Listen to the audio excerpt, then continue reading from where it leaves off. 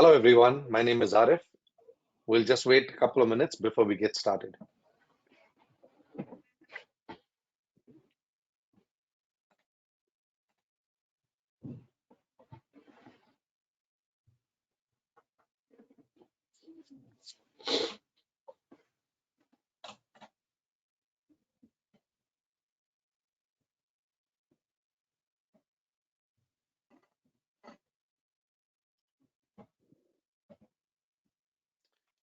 Hello everyone, my name is Arif. We'll get started very shortly.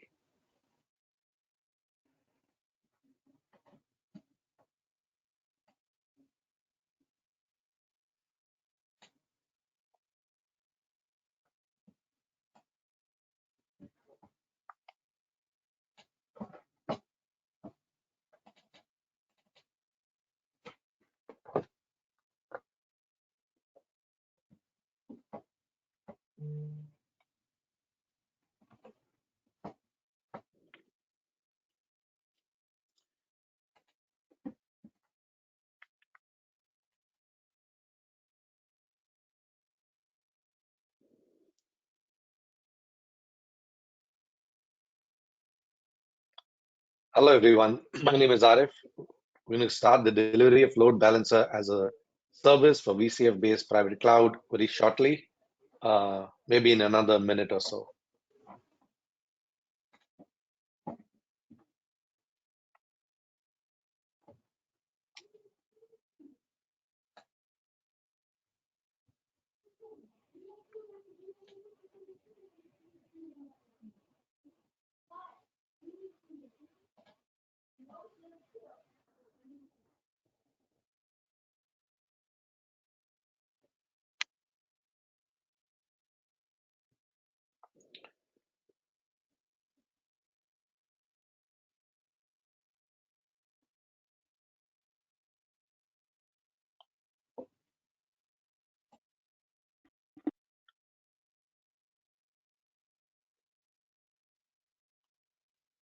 All right, let's get started here. My name is Arif Al Talib. I'm the product manager for VMware RV Load Balancer. And today's topic is delivering load balancer as a service for VCF-based private cloud. Along with me is Akadi and Scott. Akadi? Yeah, hi everyone. That's Arkady Shapiro, product management for the VCF division for VMware Broadcom, and primarily focused on automation. And more pertinent for today's topic is load balancing automation and load balancing as a service. Scott?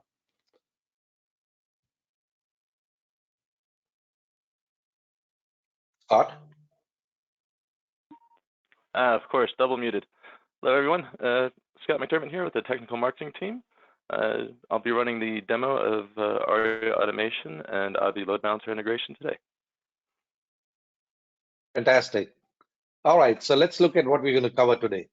We'll start off by talking about Avi Load Balancer and an overview of that. Followed by that, we'll talk about VMware Cloud Foundation, how ARIA automation and integration with Avi Load Balancer works. And we'll demo that capability that we've just recently launched. And towards the end, we'll summarize what we spoke. We'll also leave some time behind for guys to ask any questions. So feel free to jot your questions down along the way and towards the end, or you can put your questions in the question section below. All right. So let's start with Avi Load Balancer overview. I want to start by talking about how the paradigm is shifting in the load balancer market. All of you in your environment have a load balancer, whether you know it or not, because every application needs a load balancer. And most of the load balancers are legacy load balancer architecture. What I mean by that is these are appliance-based load balancers. So when you have an appliance-based load balancer, your management plane, your control plane, and your data plane are all together in a box-by-box kind of environment. So then you have a box-by-box kind of configuration. Doesn't that sound like 19th century? That's how it is. And it's kind of like a fixed scale. If you want to grow, you got to get another box.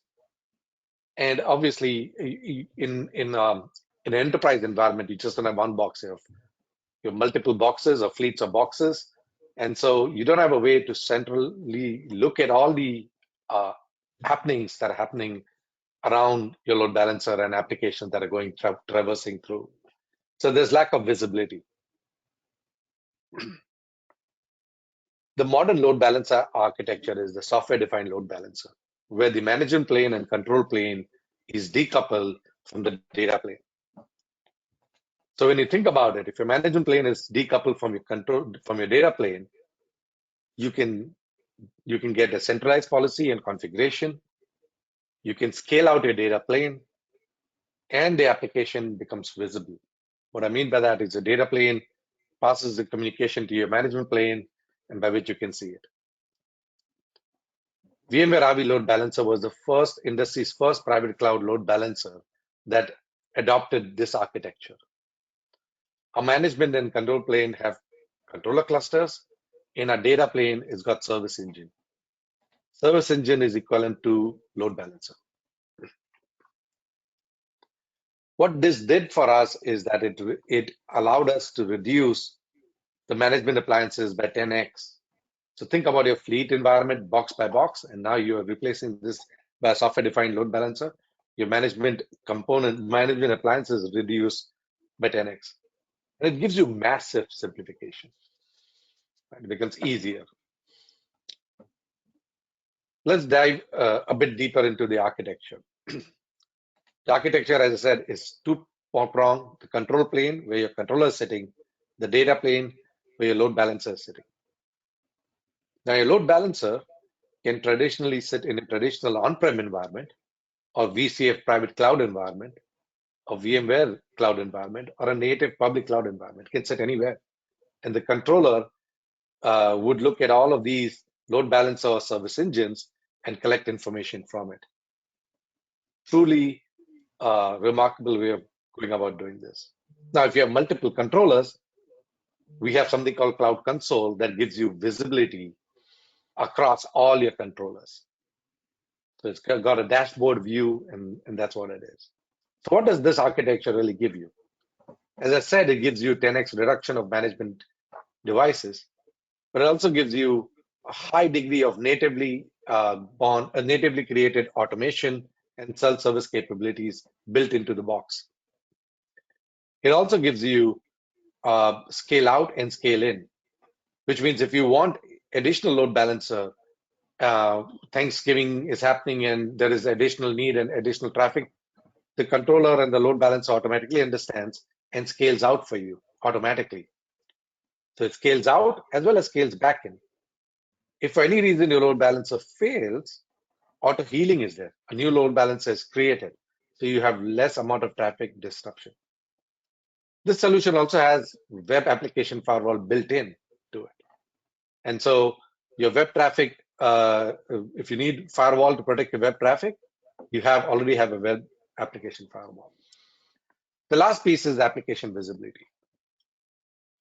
So think of your controller as a main door of your house. And anyone getting into your house and out to your house has to pass through the main door. Our controller is the main door of the entire fabric that we built here. The data plane passes all communications to the controller, which is the main door, sees all traffic, and so it's extremely powerful in terms of getting all the data that's happening here. We have built-in analytics in this solution that gives you a way in which you can troubleshoot, get application visibility, and understand what's happening at any point of time, because the controller has got all the data and we have a great analytical tool built into the product. So what's the typical journey of anyone who's considering RV? If you're thinking about modernizing and consolidating your data center with a private cloud, and automation and self-service is something you're thinking about, think about a software-defined load balancer with web application security. Modern app, container, and Kubernetes, if that's what direction you're going to. Today, what legacy load balancers give you is disparate tools: your IPAM, your WAF, the DNSs, all of these are separated. You have a consolidated solution, just one solution for all your needs of load balancing for modern app environment. And finally, if you have a solution in your public cloud or VMware cloud, elasticity and analytics is something that you want. You should think about Avi Load Balancer. Finally, I wanted to do a quick comparison between a legacy load balancer and Avi Load Balancer from a point of view of how the world is moving from a cloud operating model. As you can see, the legacy load balancer and Avi load balancers, both of them do load balancing, local and global load balancing. But with Avi, the WAF is included. Whereas in other legacy load balancers, you have to buy a separate license. And then there are a zillion things, other things that we do. Let me highlight a few of them. As I mentioned, 10x reduction in management, automation and self-service capability, ease of scaling out and scaling in, app analytics and rapid troubleshooting. We claim to have the best ingress load balancer for Kubernetes and complete integration with VMware Stack. All of these differentiations that I'm calling out really give you load balancing at a speed of apps. And all these differentiations I'm calling out is at no additional cost compared to a legacy load balancer. With that said, let's go to the VMware Cloud Foundation and ARIA automation integration with Avi Load Balancer. Akadi? All right, wonderful. Let me switch to my screen.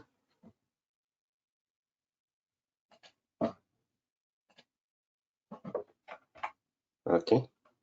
Hopefully my screen is visible, Irv. Great. Yes. Well, thank you, everyone, and thank you, Irv.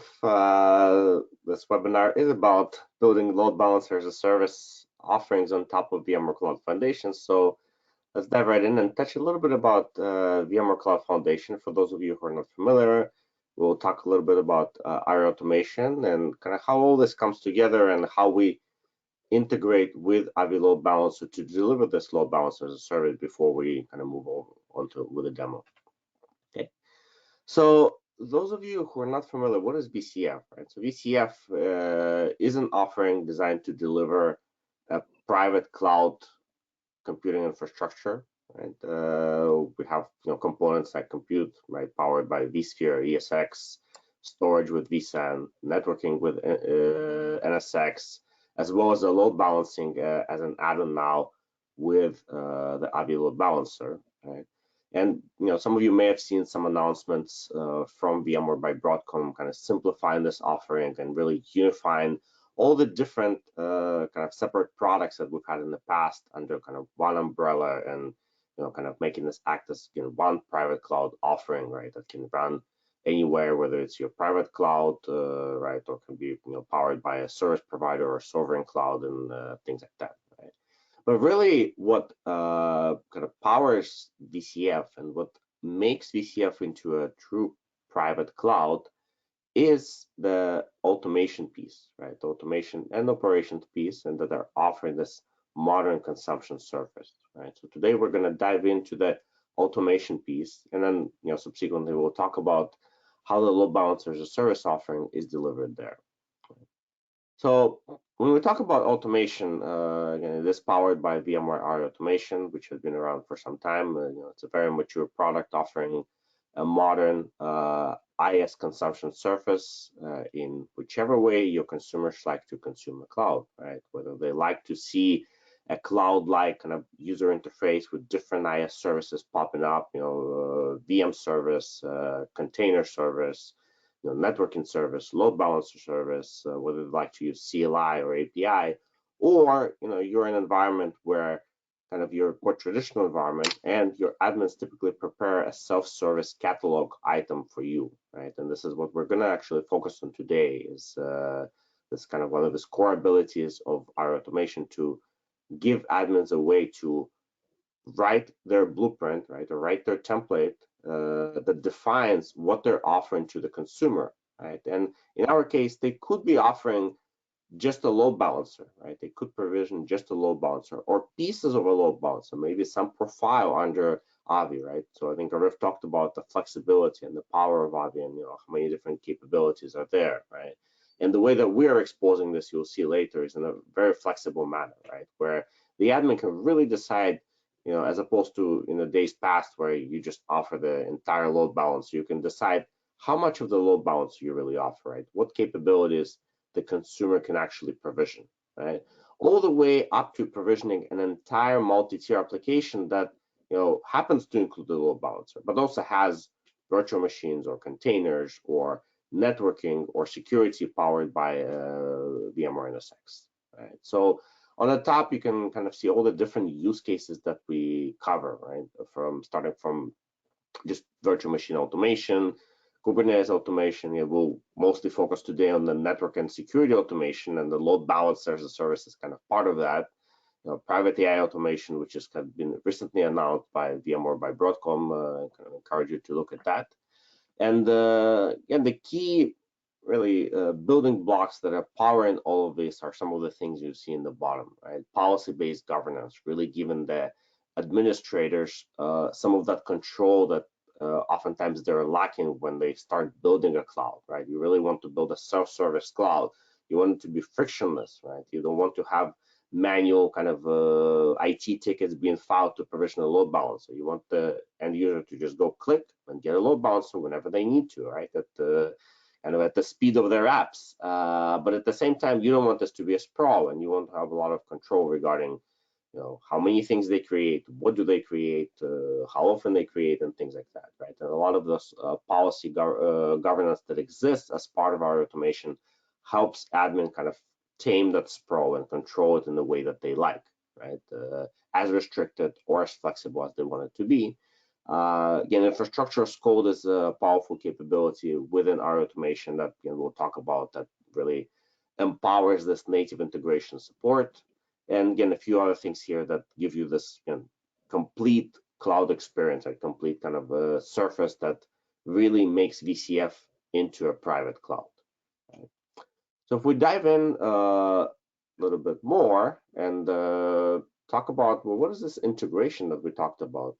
We released it last month. So as of our automation release 8.16.1, as of our automation release 8.16.1, we actually now have this integration. What does it mean? So in the infrastructure as a code canvas here in our automation, we have this out-of-the-box resources that can be provisioned, right? They can be dragged into a template.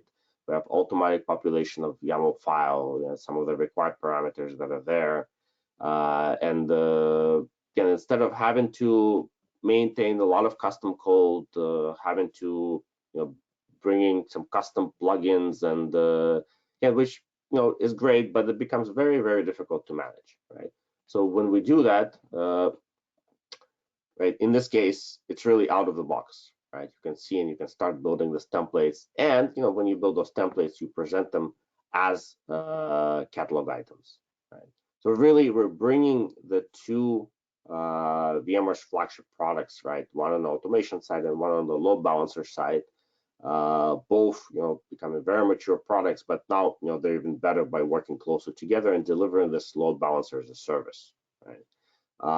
Again, this is all combined with the rest of the capabilities of our automation around automating VCF infrastructure pieces, right, like vSphere and NSX, to not just do load balancers as a service, right? In this example, we're showing just a load balancer, but also give you a way to do the end-to-end application provisioning, right? And typical application, would have multiple things, right? It would have VMs, it would have networking, it would have security, it would likely have a load balancer, right? It could have containers as well, right? All of those things can be done with our automation, right? And of course, since we said this is out of the box, this is fully supported by Broadcom and the VCF division and the Avi team as well.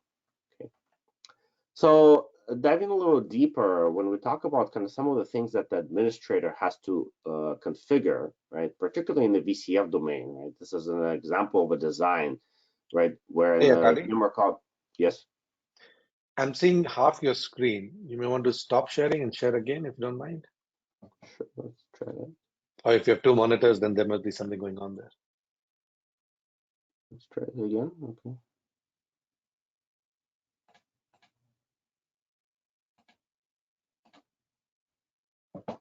Yeah, much better. Thank you. Okay, great. Thanks, sir. Yeah.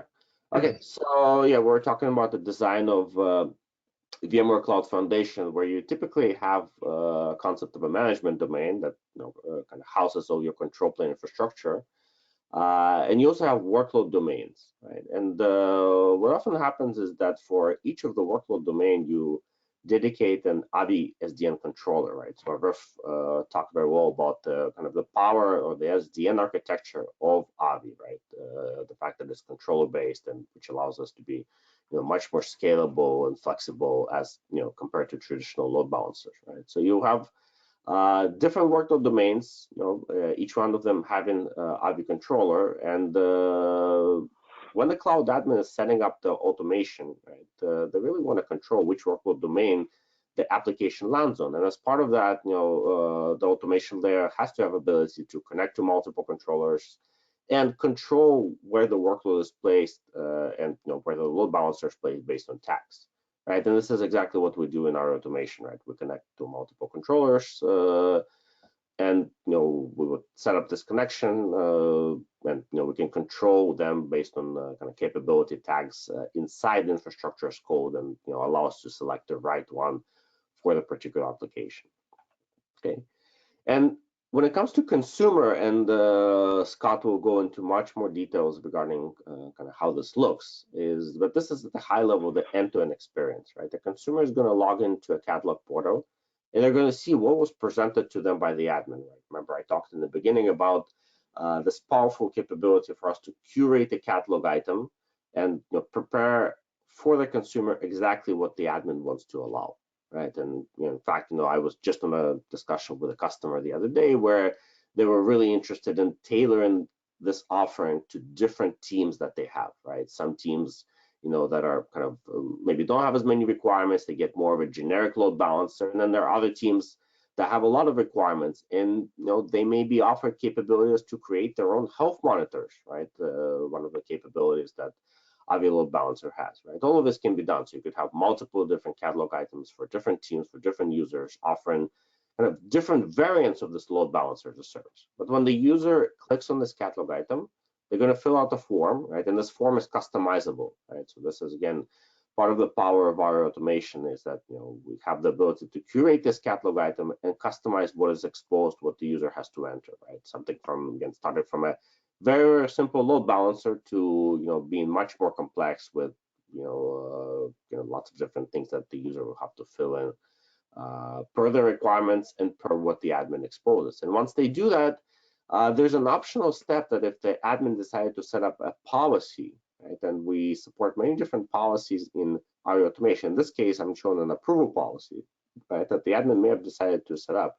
An approval policy is based on whether the user is provisioning load balancer resource, right? In this case, we're specifying the kind of AVI load balancer resource. So again, you can admin can set up an approval policy and decide whether a request from the user can be approved or not, and you can have multiple tiers of approvals. Again, all of that is built in as part of ARI automation.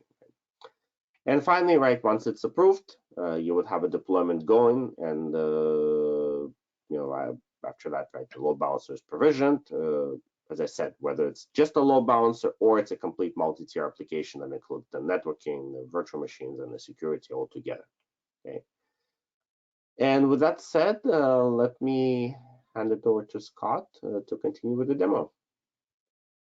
Yeah, perfect. Thanks, Patty.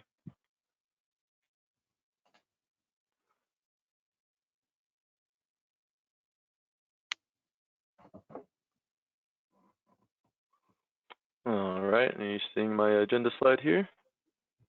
Yes. All right, great.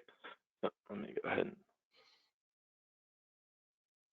dive in here. So, yep, I'll start my demo going over 3 templates from the Cloud Admin perspective in ARIA Automation Assembler. We'll start with the simple load balancer as a service template. I'll show you how you can add a health monitor resource to it. Then we'll take a look at slightly more advanced template where you still provision a load balancer as a service. However, this time we'll give the user an option to create a custom profile, maybe something specific for their application they're provisioning. And then we'll take a look at the shopping cart application. That'll be your multi-tier application with a database on one network and your web front ends on another network, and the Avi load balancer on a data network. And then we'll switch over to the self-service catalog, and that's really where your consumer, your end users will interact and make their requests. So let's go ahead and get into the demo and get that out of here. Cool. So this is the main page you see when you first log into ARIA Automation. We have a few services. Today we'll be focusing on the assembler service, which is mostly where the cloud admin interacts with the product. And then we'll switch over to the service broker service, where your consumers will consume your load balancers or your multi-tier applications. Let's go ahead and take a look at some templates I've defined in assembler here. And so these templates, Arkady was noting about our infrastructure as code ability. So these templates can be developed externally and synced in using Git, and you can source control them that way, or you can use the product's built-in source control and versioning. And so clicking into the initial kind of simple load balancer as a service template here, I've already kind of set up the few resources to provision just a load balancer here. And you can see over on the right-hand pane here under inputs, I have two inputs. Pretty much always have these in most of my forms since they're kind of requirements. So first, we're just defining port 80. Today in most of these demos, we'll be deploying a shopping cart generally, and that will run on port 80 over HTTP. And so we also have a server's input. And so by default, I have it set to zeros for the IP, which would allow a user to deploy a load balancer, the VIP, the virtual service, the pool. However, it would leave it empty. Maybe they haven't provisioned their servers yet, but they wanted to go ahead and get the load balancer set up. So this is kind of how I start most of my templates. And then going down a little bit farther, we can see that the VIP is connected, and by this arrow here, you can see it's depending on the data cloud NSX segment. And so we are leveraging the name of that segment in this line 32 to auto allocate the IPs since we have it set to true. So in the Avi controller, when it receives this request, it'll be noted that the VIP should be provisioned on the data cloud segment, and the Avi controller will pull an IP from its IP pool and utilize that for the VIP. And then, so going down a little bit farther, we can see we just have a few properties set on the virtual service here, where it notes the port from our input would be port 80, and then the reference names for the VIP and pool. And then in the pool, we can also see we're leveraging our NSX Tier 1 Avi Cloud Gateway for the pool members, and we have this map by, and that will map the IPs that are part of the server's input into the addresses for the pool. And so the next thing I wanted to show is just kind of how easy it is to really leverage the resources on the left side here. And we can just click and drag them onto the canvas, connect them where we want them connected. And so let's just go ahead and do that real quick. And so now we have it on the canvas. We can click this little button radial here, and we'll just connect this to the pool. And I'll show you in a minute once I scroll down the form what that looks like on the pool configuration. So let's go ahead and just give this a name here. And I'll just do health with a UUID. You can, of course, set any name you want there. I find the UUID method is really good. So then you can continually make things without having name conflicts and duplications or errors in your deployment. And so one of the next things I wanted to kind of show is that you can see this type is underlined, and so it's actually a clickable item. And so if we go ahead and click on this, you can see all of the different options that are available to fill in this blank area here. And so these are really all of the options that you've come to use in Avi deployments. If you've ever looked inside their API and their Swagger interface, these inputs and properties will match that exactly. And so you can really get up to speed quite quickly utilizing just clicking this and seeing what's here. So since it's going to be an HTTP, let's go ahead and just type that in. And then let's go ahead and click down into account, and we'll fill in the account. And one of the nice things about ARIA Automation is since we already had the cloud account created, it pops up the name that we'd most likely be inputting here. And so go ahead and get that inputted. And so now we have a load balancer configured, and it has a health profile, health monitor added to it. And let's go ahead and click on the pool and take a look at when we drew this connection, what that actually did was create line 56 here for this health monitor references. And so the power of ARIA Automation and this template canvas, when you make those connections, it'll automatically create and map the resource. Here you can see the resource, the health monitor, and it's going to utilize the health monitor's name when provisioning and configuring that pool. So we can click deploy from here, and this is a great way for the cloud admin to kind of check and see how their new template works and if it's going to work and do exactly what they want before they make it available to the end consumer in that self-service catalog. So we'll go ahead and fill out this form here. Instead of deployment name, just call it health monitor here. And then let's go ahead and click next. We already have the port defaulted to 80, and so I had some pre-deployed servers. We'll just go ahead and put their IPs in here and get the second one in. We'll go ahead and click deploy. This won't take too long since it's just an API call to the Avi controller to create these resources. And so now you can see we have our VIP, virtual service, pool, and health monitor configured. And in the VIP block here, we can just go ahead and browse to the provisioned IP, and we can see the servers I had added to the pool are up and running and showing us our shopping cart application.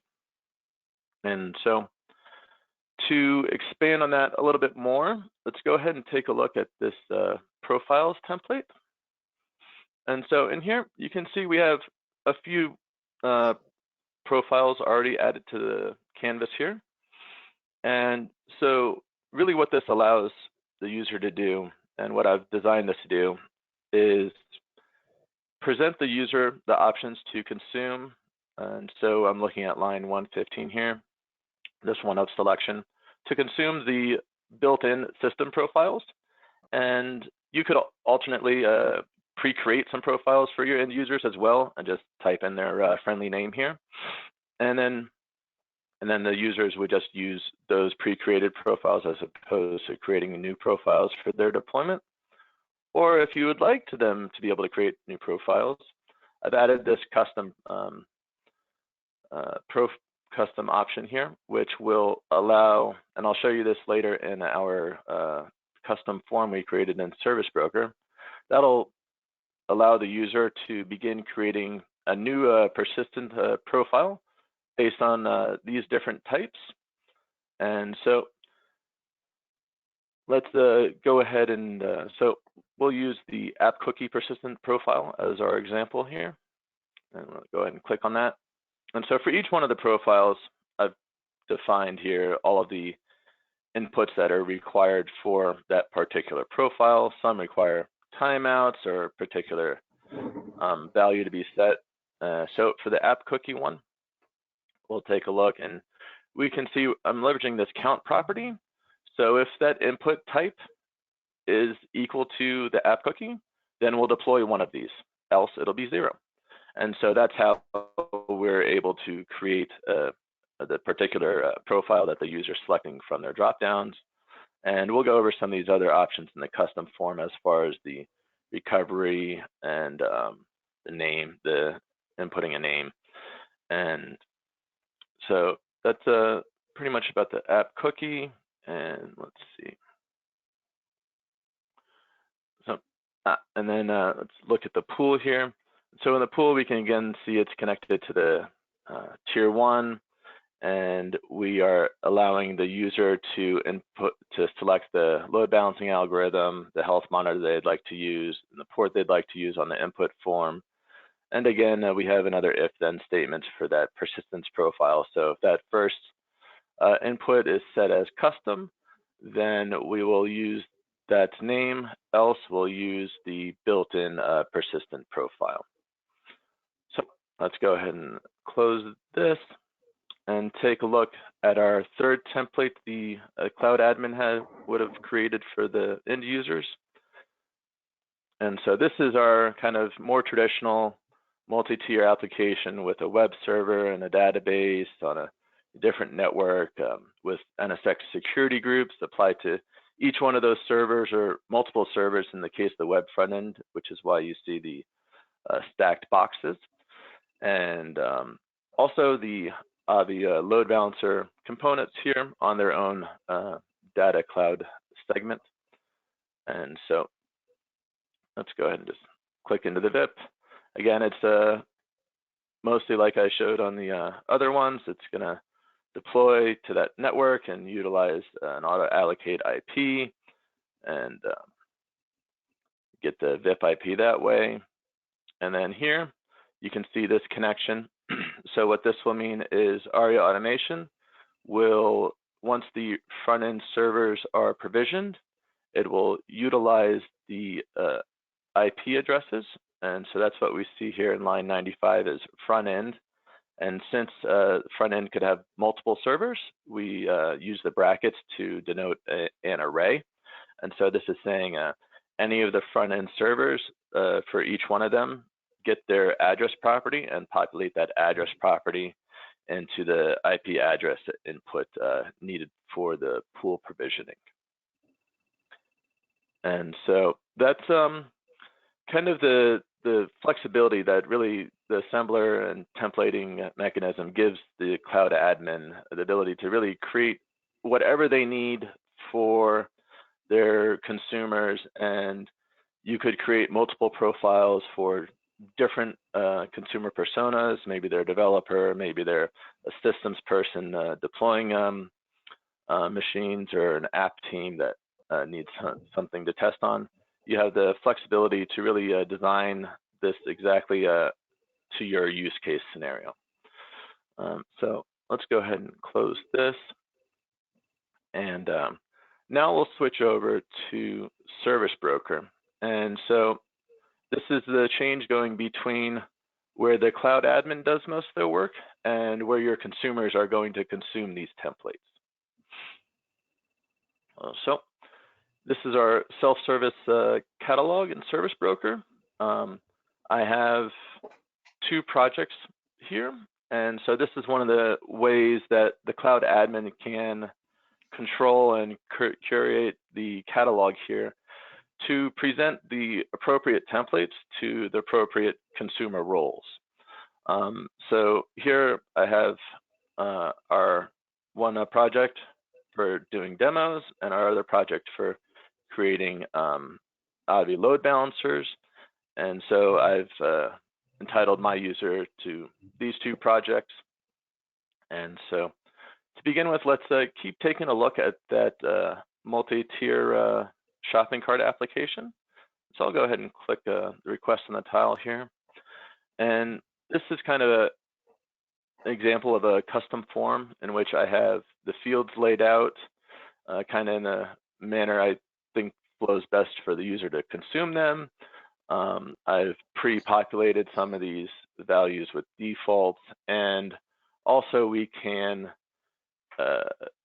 set limits as to how many maybe number of front-end workloads the user can deploy. Maybe we want to allow them to deploy more than one, and deploying more than one will trigger the load balancer to be created, but maybe we don't want them to be able to deploy more than 5 or 10 web front ends for a particular application. And so the custom form really allows you to guide and gate the user to the specific parameters you want to allow them to utilize. So let's go ahead and start filling in this form. And so the deployment name here. And since this is integrated with ARIA operations as well, I have a checkbox to get that configured in operations. So this deployment is visible in operations and can be monitored. And so go ahead and set a password for the deployed host. And so this is kind of one of the cooler things with the custom form. So as I increase the web front ends, I know I'm going to want to deploy a load balancer. So now I've bumped it up to 2. I've popped up a note to the user to remind them to check on the Avi settings tab here. And so in the settings tab, I've given the user an option to define the health monitors they want to use. Maybe they want to have more than one health monitor. They want ping and HTTP to make sure not only the box is up, but the web app is responding. So for now, I'll just leave it as system HTTP. And also, we've given the user the ability to set the algorithm they'd like to use. And so they had this option as well. And another thing to note, post-deployment, if maybe one of these was not appropriate, or in the future the needs change for whatever reason, you can always go back to your deployment and update your deployment and select a new or a different algorithm or change the health monitors, and that will in turn update Avi and the pool settings. So we'll go ahead and leave least connections for now. Let's go ahead and submit the deployment.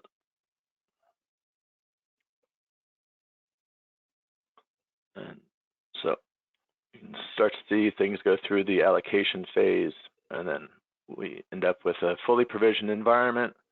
We have all of our servers on their appropriate networks, security groups assigned to those servers, and all of the Avi constructs created here. So we'll go ahead and click on VIP, and we can browse the IP here. And again, our provisioned shopping cart is up and running and behaving as we would expect.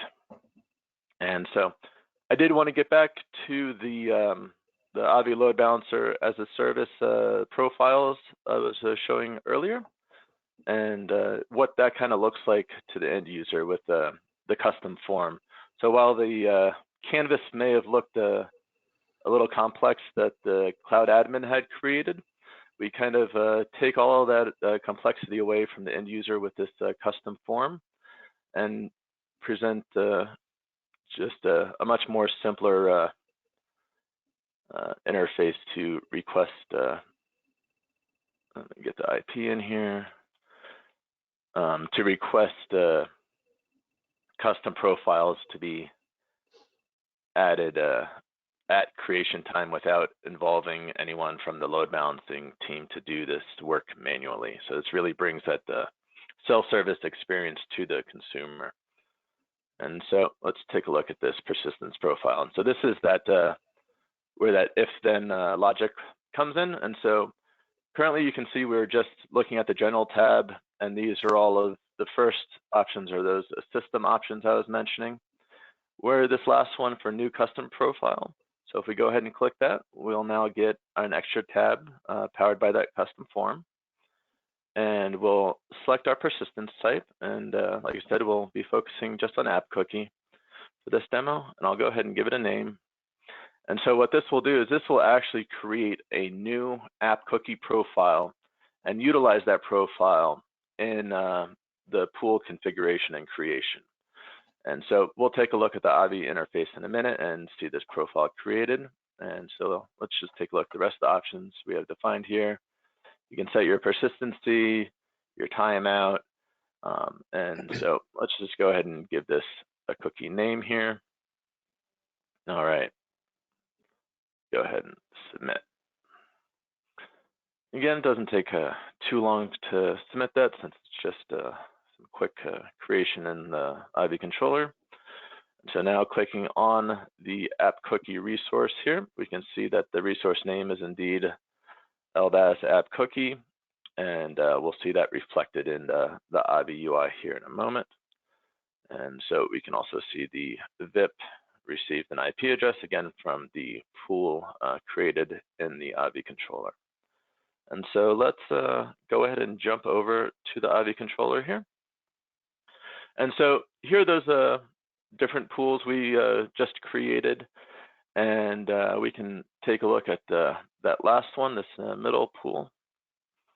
And let's go ahead and click on the policies and profiles. And here we can see the pool was indeed created with the LBAS app cookie persistence profile. And so go ahead and cancel that. And we take a look at the templates. And we can see the health monitor was created from our initial deployment with that UUID and HTTP, and then the rest of the default settings. And then we can also see our persistence profile for the LBAS app cookie has been created with the app cookie type, of course. And so that that kind of concludes and ties together designing a template from the cloud admin perspective to consuming that template as the consumer and the self-service catalog service broker offers, to seeing the provisioned load balancers and pools and profiles in Avi here. So with that, Arkady, I'll go ahead and pass the control back to you. Okay, yeah, great, Scott. Thank you so much for a wonderful demo. Lots of power and lots of flexibility here for sure. So maybe just before we summarize, we'll take a couple minutes to answer a few questions that have come in. And again, for those of you who haven't posted any questions, would encourage you to use the Q&A panel, and feel free to ask us anything, right, based on what we talked about so far and also the demo. But maybe one question is that I saw is maybe some of you are familiar with a VRO-based plugin that we had that is supporting Avi automation, and the question is, whether it's still there, whether it would be supported, and I can answer that. That really, that plugin is not going away, but we would encourage customers to look at this new offering, right? It is much more scalable, much easier to get started with, as Scott has shown. Right? And another one that may be kind of question for that Rev can answer, I think, is I've been using NSXT load balancer, right? I've been using it, and then in my environment, I also kind of have some other load balancers, right, from other vendors. But I'm a little scared about having to move to Ivy, right? Very different architecture and lots of things to kind of think about. How do I go about this? I think that's a great question. So we have about 1,000+ customers, and all of these were customers that migrated from a legacy load balancer, including NSXT load balancer, to Avi load balancer. So one is that you're not the only one thinking about it. A lot of customers have already done this. Now, for doing this, we already have automated tools that allow you to simplify the transition from your legacy load balancer, including NSXT load balancer, to Avi load balancer. So it's using the tool and transitioning, and the transitioning tool has a rollback feature capability. We know customers that migrate 200 to 300 VIPs in a month, and it's ongoing. Very large customer of ours is currently doing that. So this is something that is part of the product. It's available, and so that's there. Hey, I did see one question that I want that probably Arkady, you could answer. Sure. This is a question that says, I don't have VCF, which is VMware Cloud Foundation. How do I get started? Sure. Yeah, I think it's a great thing, right? As we'll talk in this when we summarize that kind of VCF is the first building block here, and really, we'll encourage you to reach out to your account team and get going with the VCF portfolio. And then, of course, if some of you don't happen to have entitlement to Avi Load Balancer, right, that goes on top of that as well. Great. And one more. I've got one more, if you don't mind. I'm looking to automate specific Avi features not covered in this demo. Will they be supported? yeah, I think same. I can answer Go that. ahead. Yeah, of course. Yeah. So if there are some capabilities that you don't see in this demo, maybe you might have missed it. But if it's really not there, just reach out to your account team. They know how to reach out to us. And we do this for a living. Listen to customers and build roadmap. So feel free to reach out to your account team if you see something missing. We're more than happy to and encourage customers to do that. Yeah, exactly. Okay, that's I what I think see. But I would add to this that every product always has a roadmap. There's always some features that are there and some features that are coming. That's dynamic, part of dynamic and evolving product. But one thing to kind of point out is the things that we've shown, particularly like what Scott was shown in the demo, the capabilities like health monitors, persistence profile. Once we expose them in our automation canvas, right, based on this architecture, what we built together with the Avi team, every parameter, right, that is there, right, every parameter that the Avi controller API exposes to a user, if you were to kind of directly go to the Avi controller using the REST APIs, they're all exposed there, right? So you don't need to worry about like maybe some days past where the feature is exposed in our automation, but maybe some setting, some parameter is missing, right? So one of the great things that we've done between the two teams, right, the VCF and the automation team and also the Avi team is, right, the features that are there, the features that Scott has shown, every parameter is exposed, right? So that's an extremely powerful thing that I know after kind of having worked in the automation team for a few years and worked with a variety of different customers. Okay. So with that said, let's kind of get back to the presentation and summarize. Okay, so we talked about a lot of different things, but one question that maybe we didn't cover, well, we touched a little bit about getting started with VMware Cloud Foundation. But to summarize, how do you get started, right? So number one, from an entitlement standpoint, you have to have VMware Cloud Foundation. Again, some of you may have seen some announcements from VMware by Broadcom earlier this year about simplification of our portfolio. And when it comes to ARIA automation, right, the only way to get it now is really as part of VMware Cloud Foundation. With that said, of course, any customers today who are entitled to ARIA automation in whichever way they've been entitled in the past, right? Standalone offerings, vRealize suites, ARIA unified suites, right? There are different ways to kind of get entitled in the past, right? For the duration of their entitlement, right? They can still use it and they can get upgrade. And for Avi, right, you have to have a Avi Enterprise license. Okay, and then from a minimum product versions, they're listed here. Really, kind of the most important one here is the ARIA Automation 8.16.1. That is the version that includes these resources that we showed in the canvas, right? And the canvas that we later use to build that catalog item for the end users that Scott was showing, right? That is all now included and embedded within the ARIA Automation 8.16.1. And again, as we go and then kind of further kind of combine this with the VCF, right? Any subsequent VCF releases, we'll keep including this and we'll keep maintaining this and kind of adding new capabilities on top of that. Okay. And then another topic on getting started is the documentation. We've spent a lot of time trying to have extensive documentation between the two teams, the automation team and also the Avi Load Balancer team, but right, the docs is really a great place to get started, where you have different examples, right? Getting started with the different resources we support, but also the end-to-end examples, right? Some of the things that Scott shown about the different templates, how do you configure IP address management, different profiles, they're all there. Right, so and I also put the link in the chat that you folks can follow.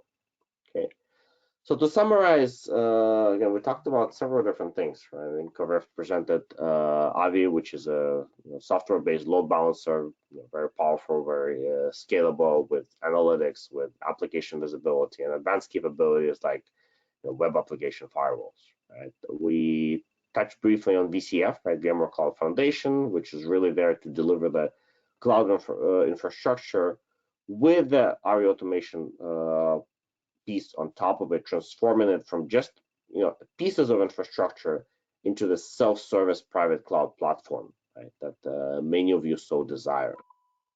And finally, right, the integration that we talked about between the two pieces, the automation piece and also the Avi load balancer piece, that really enables this load balancer as a service offering on top of the VMware Cloud Foundation, as well as not just the load balancer as a service, but also enhances the automation of multi-tier applications. Now that any applications that require a load balancer, which typically there's a large chunk of applications that do require a load balancer, now that load balancer can be automated using this out-of-the-box resources and again all the governance capabilities that are there within the ARIA automation.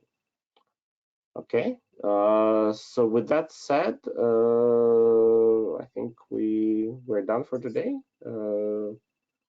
Anything else to add over for Scott? No, I think thank you for the participants and as well as the speakers, and appreciate your time, and you guys have a good day or evening. Thank you. Yeah, Thanks. thank you so Bye. much. Bye.